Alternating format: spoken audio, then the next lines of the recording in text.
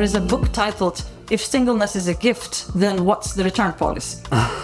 It's a dreaded gift for many because that's almost the only way we can fathom it. And, if that person doesn't fit into our kind of understanding of what the gift of singleness looks like, then we want them to marry.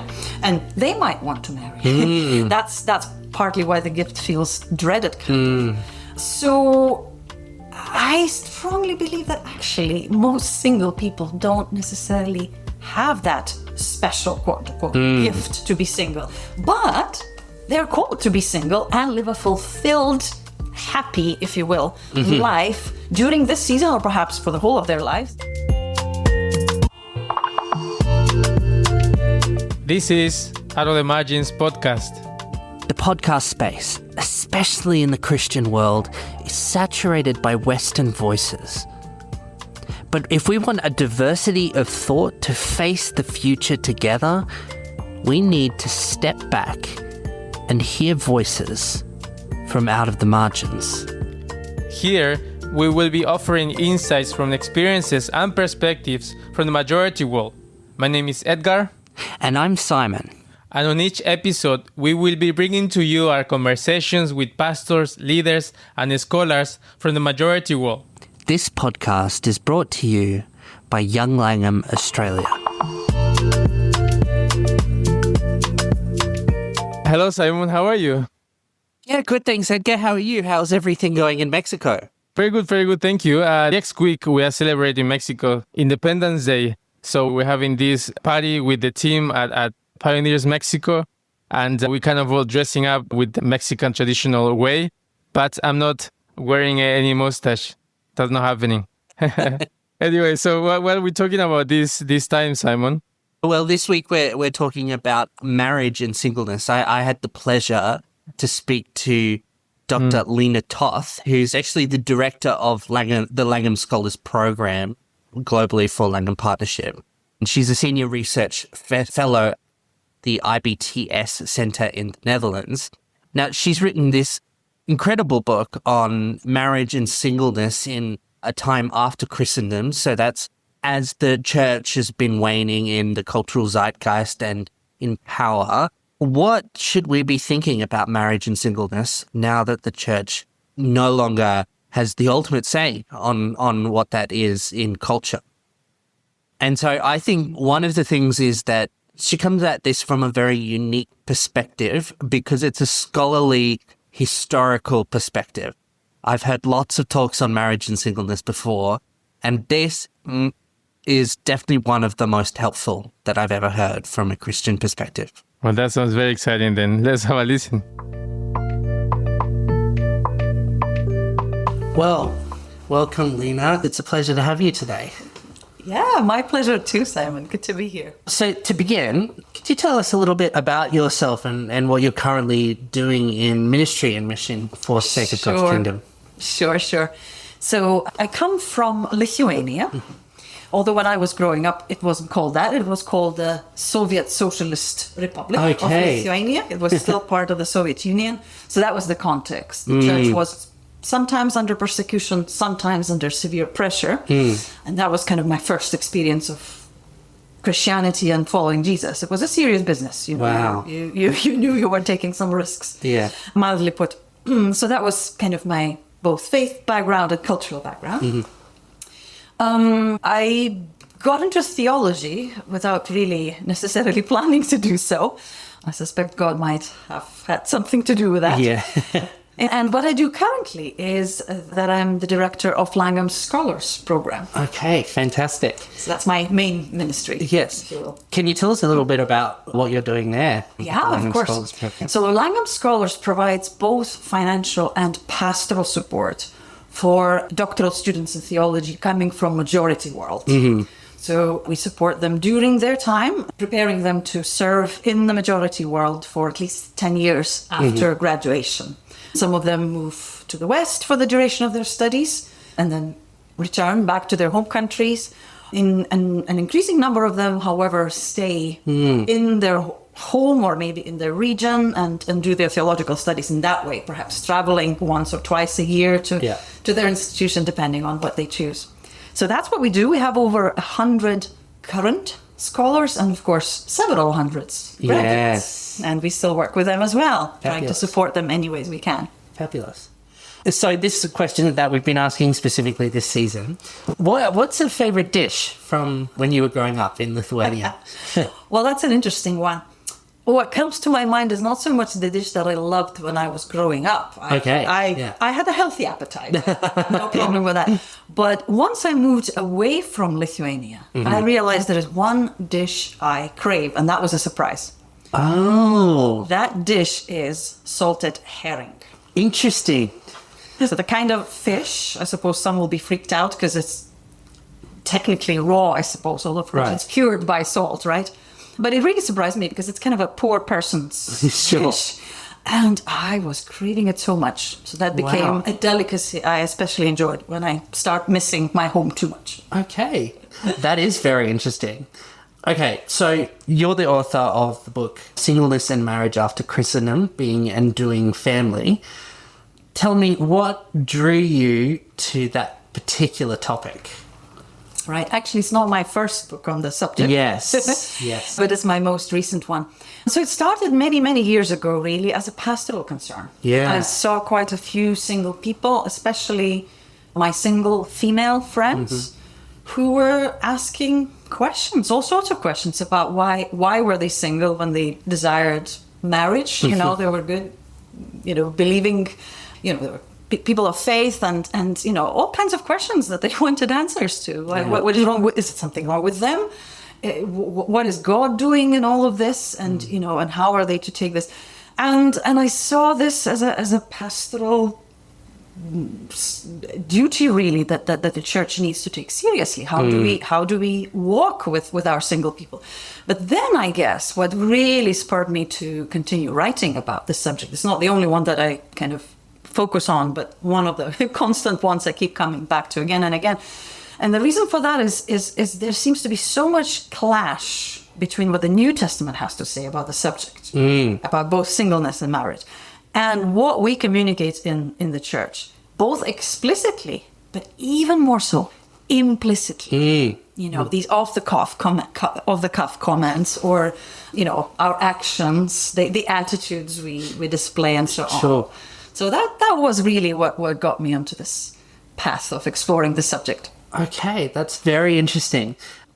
So, yeah, you talked a little bit about how you'd seen that as a pastoral issue within the church.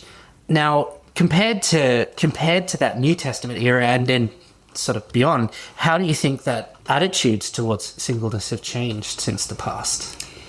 It's interesting. Many people say that it feels unprecedented. Yeah. We've had such a huge, great growth of the number of single people in the West especially, but also in the majority world. Even while coupledom still remains a norm, though, in many ways, I should say. But of course, things are a bit more complex. There were single people at all times. We've just forgotten them largely in our history. And their numbers sometimes caused concern to the authorities. For example, during the times of Jesus and the early followers of Jesus, Emperor Caesar issued laws making it legally binding for all Roman citizens, with very, very few exceptions. So all Roman citizens had to be married. Okay, wow. So clearly there was a problem. There were too many people who were not getting married, not producing enough babies for the expanding Roman Empire and so on. Or the medieval Europe, that's another example, especially the 12th and 13th centuries. There was a wave of religious revivals among lay people, countless wandering preachers and hermits calling all people to an apostolic life of poverty and simplicity as a sort of the true essence of what Jesus had preached in their view. And during that time, innumerable lay sisterhoods and brotherhoods of single people sprung up. And to me, that's really remarkable. We have just traces of those communities left. Some of you might have heard about the Beguines. They were these medieval lay women who chose to embrace chastity and live together in communities which were known as beguinages, or small women's towns. Okay. They were not religious in the sense that they did not become nuns. They could get married at any point, but unless they chose to, or until they chose to, they banded their resources, pulled their resources together and lived in these interesting kind of women's towns. So again, if you have a chance to travel to places like Amsterdam or Leuven or Bruges, you still see these beguinages. Now, of course, they're prime real estate. Very difficult to get to see them, but fascinating. So again, in other words, we could just go on and on. There were single people, and their numbers have been rising time and again for various reasons, including wars, of course. So on the one hand, we have something that feels unprecedented in terms of what we experience today. And on the other hand, it's nothing is new under the sun, as Solomon would say. But the recent explosion of voluntary singleness, as opposed to, say, enforced singleness, as after the wars, feels rather new. And for some, it feels rather scary in terms of how we imagine it's going to impact our lives and our societies. Do you imagine that we might see things like that, perhaps either like authoritarian sort of responses to singleness in terms of enforced marriage, or communities like the one that you mentioned before? Do you think that that's something that... Well, the first one is happening. Yeah, okay. In some parts of the world already. And, and I do, I have a lot of questions about... A whole other story. Yeah, I wish, and that's partly why, say, communities like those of the Beguines is of such interest to me. I wish we would do more like this, more intentional communities. Intentional community, which really the church is also an intentional community, could address so many issues, not just for single people, but for all of us. I had an opportunity for a good number of years to live in one. Well, it was a residential seminary. Yeah. But it was not only, teachers and students living together. There were people of other walks of life who chose to be there, and it was fascinating. It was a Christian community. We started each morning with short worship service for those of us who could be there, and those of us who experienced it, I think to this day would say that was a glimpse of what the kingdom of God can look like. Okay. So I just wish we would do more. Now, it's not easy. For example, the banks don't recognize, people who band together without being related by blood or marriage, so to speak. So even in terms of getting accommodation to enable this, it's not easy. But yes, that would be my invitation. To experiment more in this area. Very interesting. So in the first chapter of your book, you present a case that some social scientists have posited that singleness could very well be considered like almost a discriminated social class. So tell me, how has that impacted your approach to researching singleness in both the secular world and the church? What does it look like to be single today? And is that a fair assessment to make? Well, the social science research that you mentioned shows very convincingly that economically, for example, single people have a much harder life. Ask any single person and they'll probably confirm that for obvious reasons. It's more difficult to make life alone, right? Or to be forced, not choose, but to be forced to stay with your family because you can't afford to move away or live on your own. I'm not sure it's impacted my approach to researching singleness and marriage as such, but I think it helped me to notice how many challenges single people face, both in society, but especially in the church. That's one of the things. Single people tell us that it's much more difficult to be a single person in the context of the church than it is in society, in their workplace, at their university, their neighborhood, and so on. And, this feeling of being kind of a third wheel in a coupled world, or not being invited into the lives of those who are married and with children because you don't belong, The number of churches I've seen where they have the young adults ministry and then the young marrieds ministry, as if there isn't any other category of person. Exactly. And I've heard countless stories of people in the traditions which have Sunday school for all ages. Somebody who's 45 or 50 is expected to go to the young adults because they're not married, you see. Outside of the norm, you see. And this is what I meant by this implicit ways we communicate our message about our views of both singleness and marriage. And of course, there are plenty of ways how sometimes we communicate to our single people that they are less mature than they would be if they were married. So, and that's just, and let me not even start on how they have to survive unsolicited matchmaking initiatives, whether they wanted or not. So it helped me kind of to be aware of how many hurdles single people face. Yes. In the church and outside of it too. So you talk about singleness and marriage around the church can be at the same time inordinate and really confusing. So there's lots of single people, and then we don't know how to navigate that. So we talk about the gift of singleness and Paul's insistence that to remain single is better than marriage, and yet at the same time, as you just said, we often don't treat single people as if they have a gift. How do we make sense of what we're actually supposed to believe and how we're supposed to act as a church? Well, your last question is a really good one. How do we make sense of what we actually believe? I think that's why I am a practical theologian. Yes. My first field is practical theology.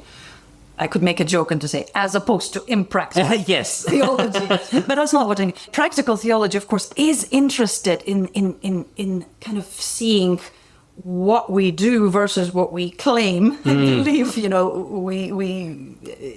and how the two match or don't. So this is a perfect example. There is a book titled, "If Singleness is a Gift, Then What's the Return Policy?" It's a dreaded gift for many because that's almost the only way we can fathom it. And, if that person doesn't fit into our kind of understanding of what a gift of singleness looks like, then we want them to marry, and they might want to marry.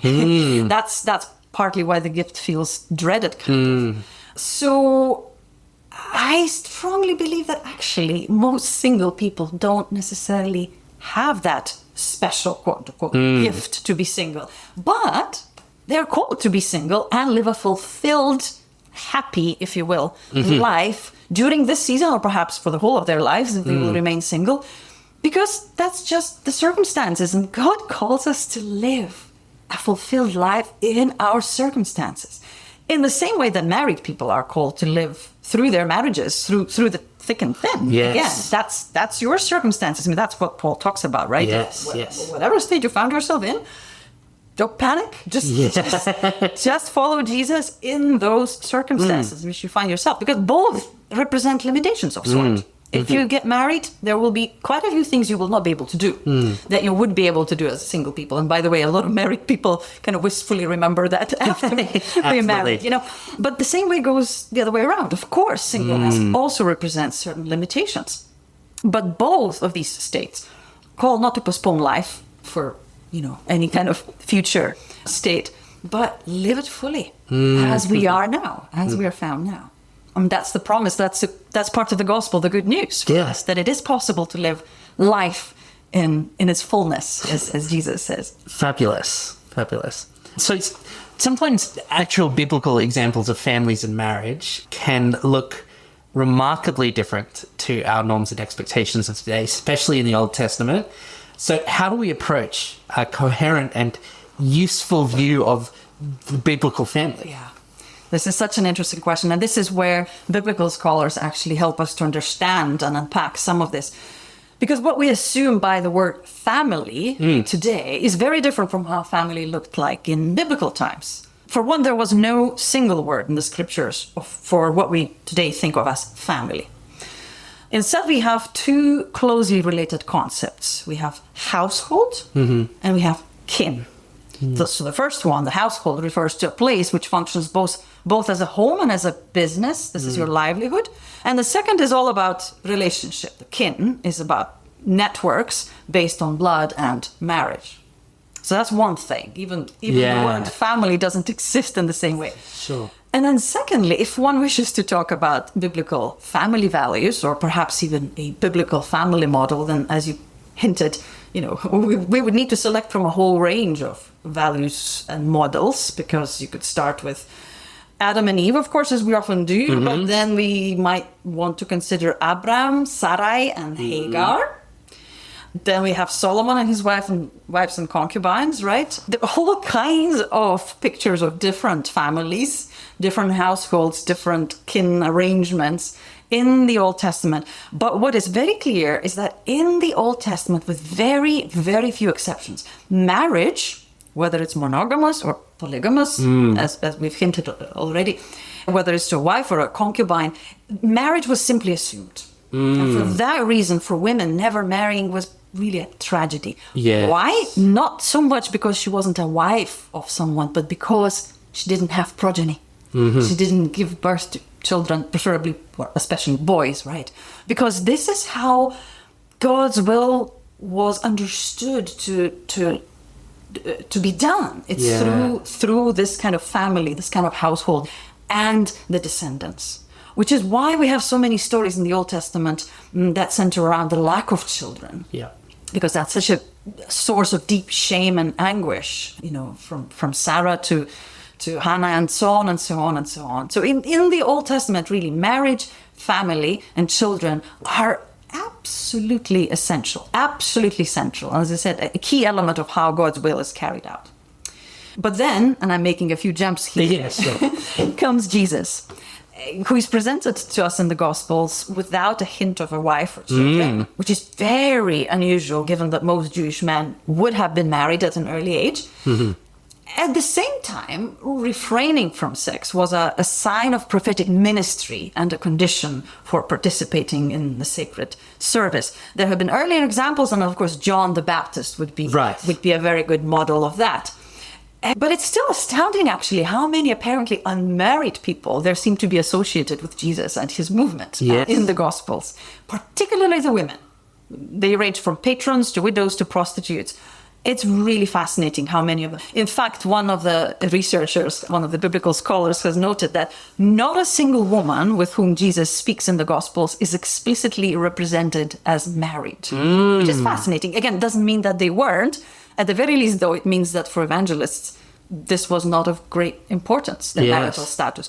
Or perhaps, and I think the answer is probably somewhere between the two, perhaps they were indeed not married. And that's partly why Jesus' invitation to this new reality that he referred to as the kingdom of God was so attractive, so appealing.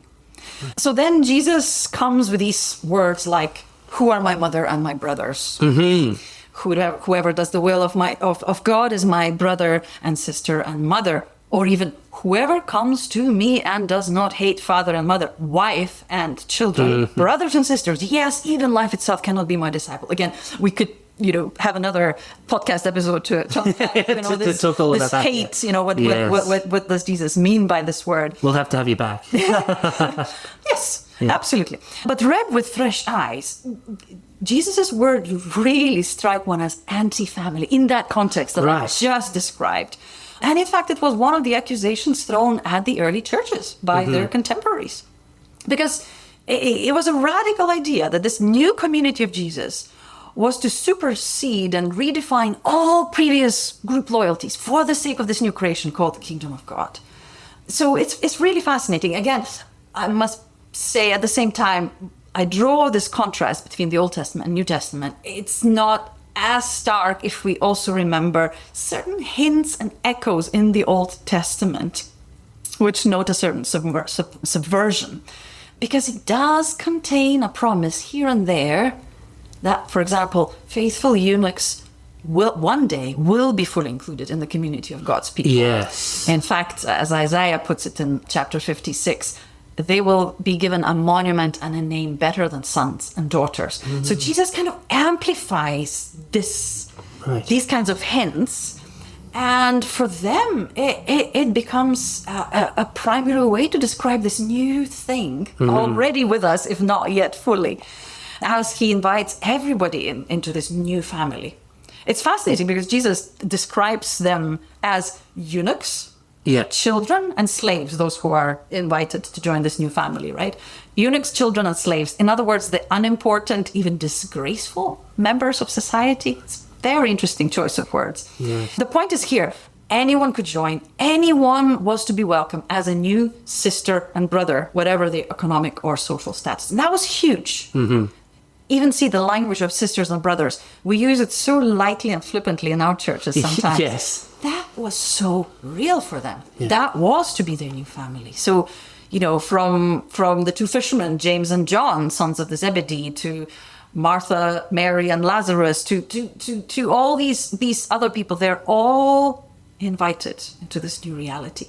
All called to leave their father, mother, brothers, sisters, wife, children, house, or fields. By the way, notice fields and houses go together because, that's just a reminder of one's livelihood in traditional society of biblical Palestine. I don't think we realize how radical that must have sounded. So radical. But of course, it's also accompanied by a promise. Because Jesus says, there's no one who would leave their old support network. There's no one that would not receive already in this life 100-fold. Right. So that promise of 100-fold, or in Luke's language, very much more, tells us that Jesus is not after destroying human relationships or economic and social well-being, but rather he's reimagining these.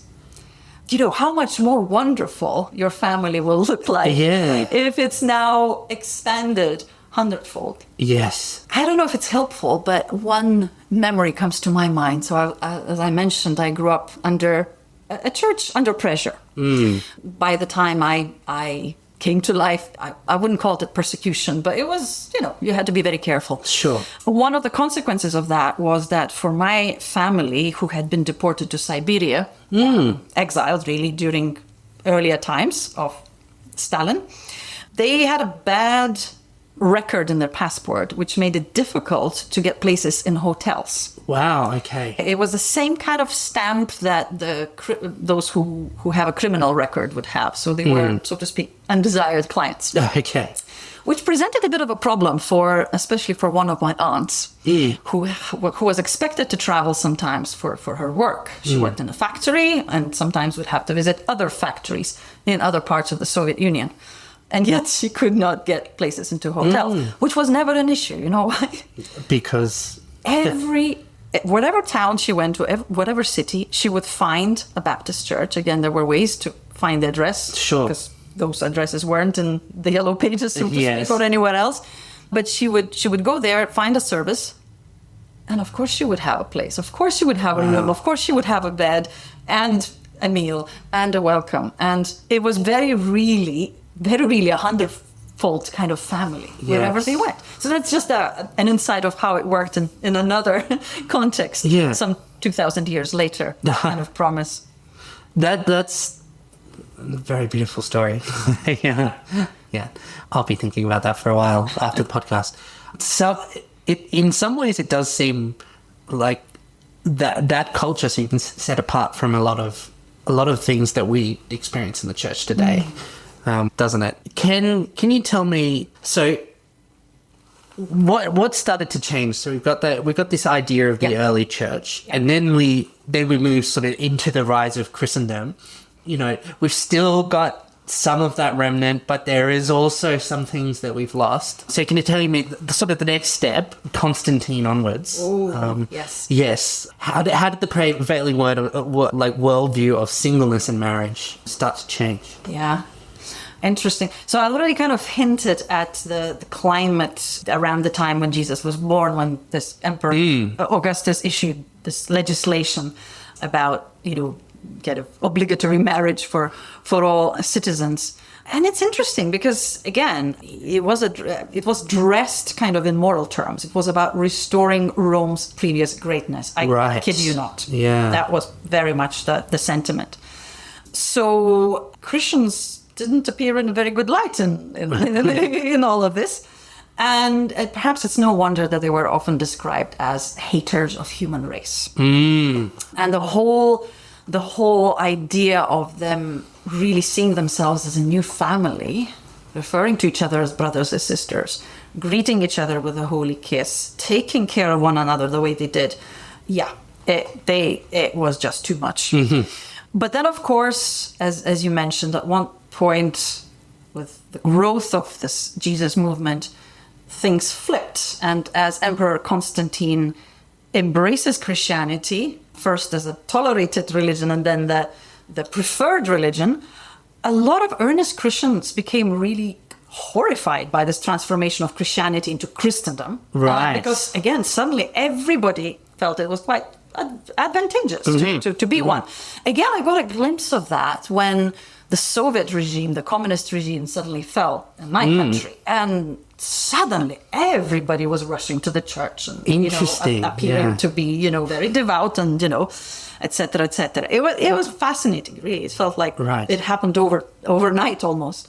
So that was their reaction as well. Sure. Disbelief, what's going on? And of course they could see that for a lot of these people, it was not a serious thing as it had been for them.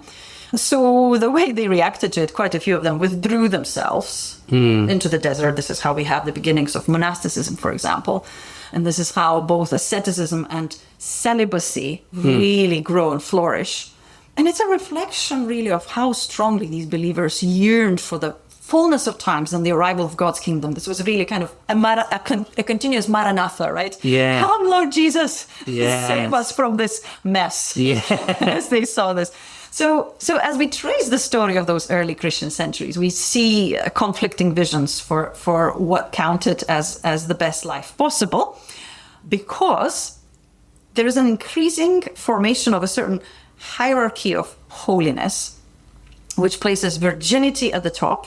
Right. And marriage as an inferior thing for those who can't quite make it. Which, again, has a bit of the echo of Paul, right? Yes, who says, if you can't help it, get married, but I know a better way. Yeah. But I'm being flippant here, really. So on the one hand, you have this huge emphasis put on sexual abstinence, which is not unproblematic, because these are the roots for our continuous struggle with how to accept our bodies and everything material, really, as created by God, as good.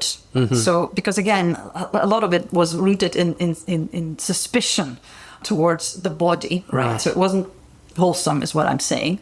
But at the same time, there was this kind of eschatological witness that a lot of these people were trying to bear. Eschatological meaning, thinking about the future, the fullness of time when Christ comes and everything is made well forever. So you have this hierarchy of holiness and the surge of monasticism as well, together with eventual enforcement of celibacy for the priests, which again took a long time. Okay. Not all priests were that excited about it. So that's where the Christian story takes us next, until really the Reformation, which again makes a very different turn in the story. Right. Yes. I found this particularly fascinating because I never sort of considered the Reformation as a major shift in our cultural view of marriage and singleness. But of course, Luther married after the Reformation, so that it's huge.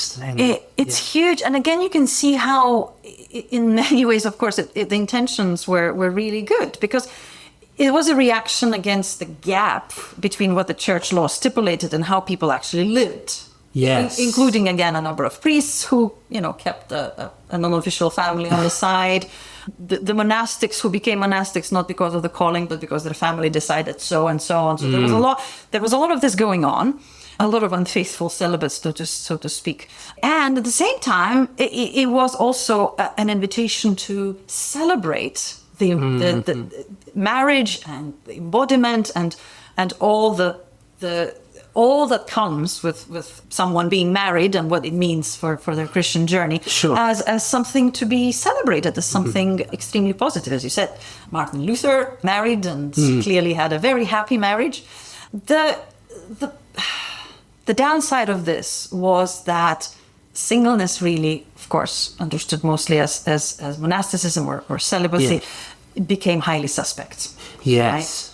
So you have the elevation of marriage as I said, as a reaction. It is now seen as the cornerstone of society, the institution on which all other institutions are based. In fact, later on, the Puritans in the 17th century call the marital home a little church. That says a lot, doesn't it? Yes. So, unsurprisingly, such a view contributes to an atmosphere of, as I said, suspicion towards single people, especially women. Yes. Right? Because they were a cause for temptation and disruption of good social order.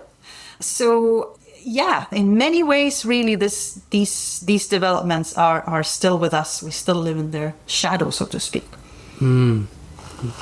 Okay, and so then as we we start to move into the modern era, post-Enlightenment, especially sort of post-Christendom era, what can we expect in changes? Maybe I should add very briefly another step, because yes, I think Reformation that's a very long period of history.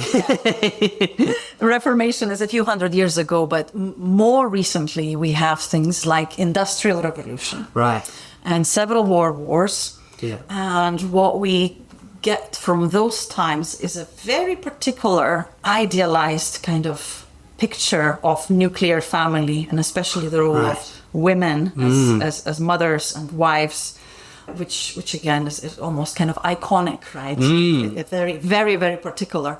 So that again is part of our heritage, so to speak. I sometimes quip that what we have to be careful as Christians is that we don't take the societal kind of ideals, which are still lingering, and baptize them, quote unquote. Yes. And think that that's Christian, right? Yeah, I was thinking about this earlier when you were talking about the biblical view that the nuclear family is sort of upheld as the biblical family, and yet I don't think you see it represented in its in that fashion anywhere in the Bible. No, and my argument would be that our nuclear families, our marriages, will become much stronger when we really take seriously the primacy of this vision of the church as the primary family. Yes. Now, the problem, of course, is that it's not always the reality. Yes. A church which meets for 1 hour a week is not really your community, or at least it struggles to be your community, right? And again, this is partly why I write about what I write, because I want to invite churches to take seriously their task to be a church. Yes. Not just a place where the gospel is preached, once a week, but a community that shows the reality of the kingdom of God. See how they love each other. Yes. Kind of sentiment, right? So you asked me about what we can expect in the post-Christian era. I think in some ways the post-Christian world, which is much more reality in the Western world, of course, the majority world has other factors to consider.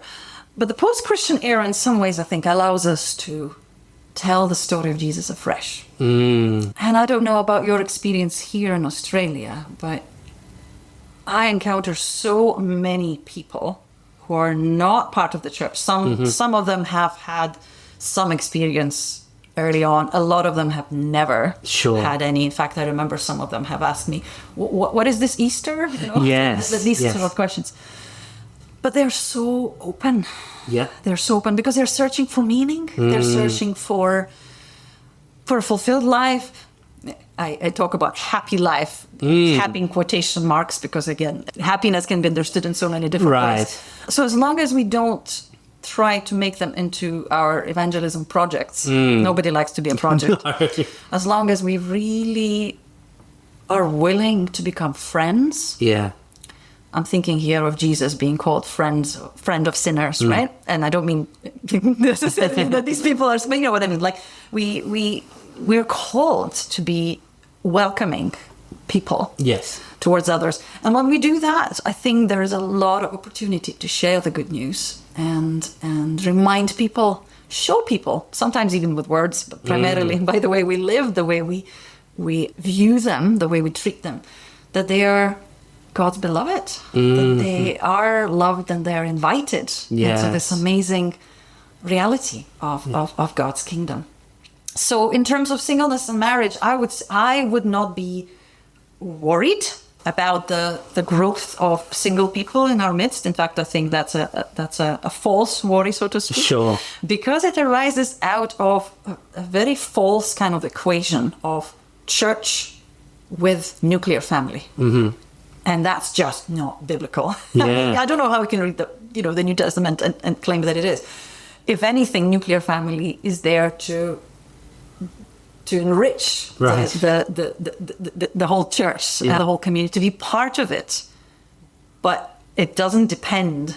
The church doesn't depend on those nuclear families. Yes. Right? It depends on all of us in all the ways we come and go, so to speak. So I think what it does allow us is to really take seriously the opportunities which single life offers, both to the single people themselves who want to follow Jesus, but also for all of us as a church. And that's one of the things, again, I want to remind the church, is that the single people have so much to offer. Yes. If only we would make space for that. Yes. And not only it will bring them a lot of joy and the respect and the celebration of their life, which they absolutely deserve in the light of the gospel, but also it will transform our church. It will enrich it enormously. The same goes with marriage. Again, I would say that unless we get singleness right, we will not get marriage right either. The two are connected. And again, if we don't focus so much on marriage as such, if we allow it to be as part of something bigger, again, that reality of the kingdom of God, we make it stronger rather than weaker. And so that's actually very interesting, because perhaps what the rise in singleness can do for the church is to help us to recognize the ways that sort of community has been degraded in the church. It's like, well, if we need to address this by being more of a family, then what a great opportunity to do that. It is. It is. Not always easy, right? No. Because the way we live our lives, the shape of our lives, especially for those of us in the West, it kind of goes against the grain of that. But that is not just the invitation, that's kind of the whole point of what Jesus was inviting us. Yes. So we do need to take seriously, I would say, we need to look at any and every opportunity to live out that genuine community, whichever ways we can. Thinking about friendships in their different forms. Again, one of the ways Jesus described his community was a community of friends, right? What does it mean if we want to expand friendship beyond, just the few people we like, so to speak? What does it mean to become friends of the people who are around us, not because we particularly gel, but because we have all been invited and united by Jesus. Yes. So that's an invitation. Yeah. Not always an easy invitation. It's a challenging one, but I think a key one for all of us. Yeah. So I think we really covered a lot of that, but to bring it all together, what would be a piece of advice you'd give for single people in the church, and what a piece of advice would you give for married people within the church? Probably I'd say remember that we need each other. Yeah. We really, really need each other. Married people need single people in their lives. Single people need married people in their lives. Remember also that your marital status could change. Either way. Again, for those who are married, death might come. You might lose your marriage, not through a fault of your own. Also, nothing is permanent in that sense. Right. For single people, marriage sometimes comes very unexpectedly later on in life, perhaps. Value genuine Christian community, as we were talking earlier. Help foster it. See what you can do to make it more of a reality.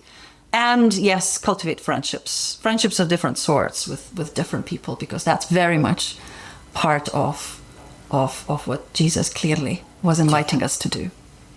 Fabulous. So, this is another sort of similar question, but it's one that we ask at the end of every podcast.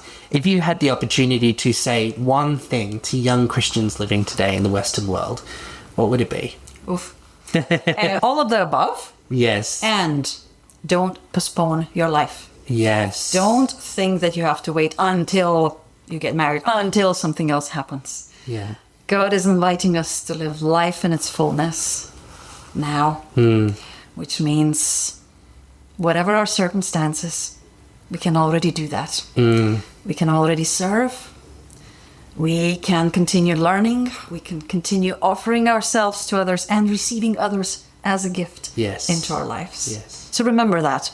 There's no need to postpone your life. Thank you very much. That was such a God-honoring and pastoral conversation, and I really appreciate it, having you on the podcast. Thank you so much. Thank you.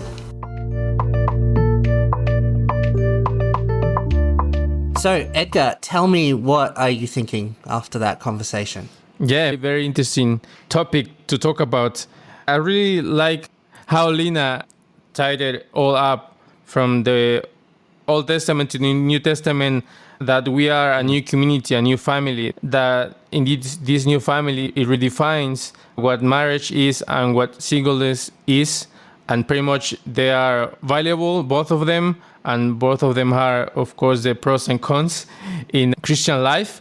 So I think that was very good to put in that perspective. And of course, now how that ties up into, how churches can promote that community where both single and marriage are considered into the life of the church. I think what was really helpful for me was because she gives this sort of socio-historical foundation for where we are in our thinking of singleness and marriage.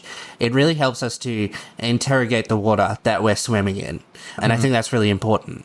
So we can really stop to think, the sort of nuclear family image is the only way that it's been for all of lifetime. And that's not very helpful when it comes to thinking of the problems that we have now. And so that I thought it was really, really helpful for me to come from that perspective, to see some of the systems that we had in the past, some of the ways that those systems were not very helpful, could have been pernicious in some ways, but actually did add to a good system for single people to have community, to have respect. So like the celibacy of the clergy or the monastic tradition, I think we as Protestants recognize that there are some issues with those, but and then at the same time, we sometimes can throw the baby out with the bathwater when it comes to the things that we find difficult. And so I think really why I really liked Lina's approach is because it helps us to see the issues that we've got going on now from a distance. Yeah, and it's still like for churches that they need to reflect on those things, because for churches that are more family oriented, they can keep pushing for single people, get married. And whereas in other contexts, like in Australia, for example, where individualism is value, they might not address that. Therefore, the single people might feel unsupported as well, or not being considering how to be part of a flourishing community. Yeah, and I think all this is about reconsidering the way that we think about marriage and singleness in the church today, in our culture. And so I hope that this starts a conversation amongst our listeners and perhaps sparks some new ways to think about marriage and singleness within the church. Continued conversations like this cannot happen without the generous donations of people like you. So we would really love you to take it into consideration if it's in your capacity to donate. So if you are interested and so inclined, please consider making a donation at au.langham.org/donate. Awesome. And please leave us a review. That really will help the podcast to get the word out for other people to hear about us. And share the episode with someone you think they might enjoy the episode. And thank you again for listening. We'll see you next time. See you next time.